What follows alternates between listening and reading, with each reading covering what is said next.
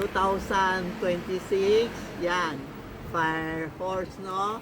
Ito ang God of Wealth na nakasakay sa red na horse kasi next year is fire. Tingnan mo nga, maliit lang ito ha. Kasi kasi nakpicture kami, kala ng customer gano'ng kalaki. Cute-cute lang sa kamay ko. Yan.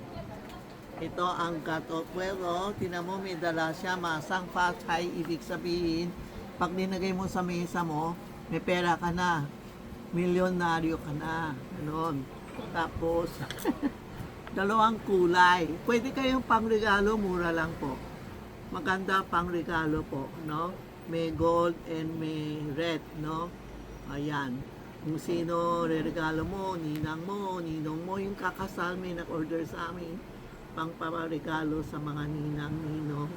O, pwede lagay sa office nyo, sa kwarto nyo, sa bodega, sa secretary, lahat pwede. O mga office mate nyo, o mga bangko, makregalo kayo. Ito po, God of Wealth with red horse and gold na horse po.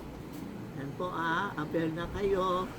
Malapit na Christmas, maubos tayo, lalo na Chinese New Year po.